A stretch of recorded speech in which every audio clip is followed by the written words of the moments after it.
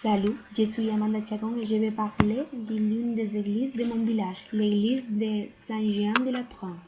Auteur inconnu passe par divers et traumatiques avatars à travers de l'histoire, de sorte qu'on est venu à nous avoir une constitution physique radicalement différente à partir de laquelle on a trouvé son origine.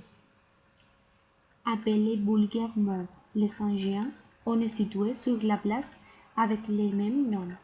Dans sa première époque, ça doit être une chapelle moyenne et de son style et caractéristiques on ne noué pas resté dans la mémoire.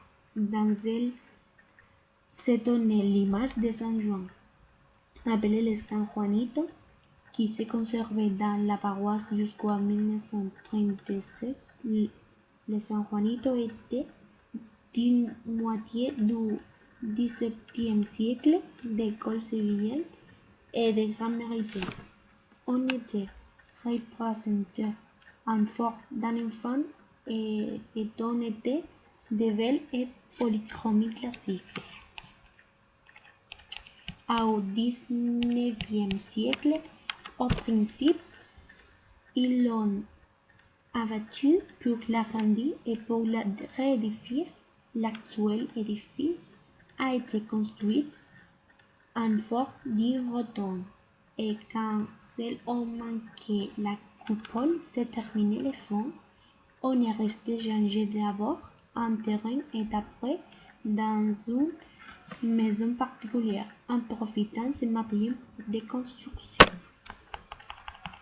La façade toujours aujourd'hui marquerait aucune détérioration visible. On continue d'ébranler les spectateurs.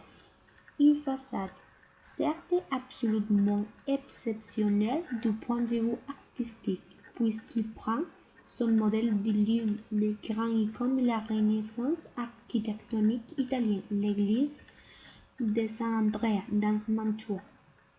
Le Saint-Jean de l'Étrange s'est converti ainsi en œuvre artistique de grande valeur pour être le temple unique espagnol qui reproduit la dite façade.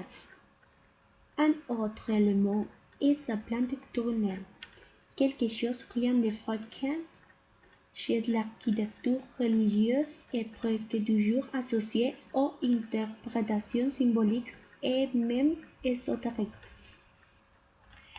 La façade de l'église du Saint-Jean de la Tronc est articulée dans 3 rues séparées par des pilastres d'or toscanes colossales, faites descendre sur la socle carrée qui forme un socle, lesquels comprennent les 2 hauteurs de veine et soutiennent un bref attique simple. La rue centrale est la triple de l'arc que le latéral est un grand arc triomphal très enfoncé à coin, au fond duquel la couverture primitive serait ouverte, aujourd'hui modifiée et occulte. Les rues latérales sont organisées du haut jusqu'en bas. La façade ne manque d'aucune ornementation en plus de la décrite, puisque même l'élection de l'ordre de Toscane semble déterminante à l'heure de définir le caractère sort et élémentaire de cette composition. Les corniches, tant est de l'antique qu'on sépare les 2 corps de la face sont de la plus grande simplicité.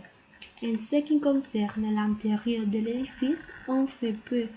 Ils ont reconstruit tout même ce moment était dans les ruines à cause de l'adaptation à l'usage comme demeure particulière.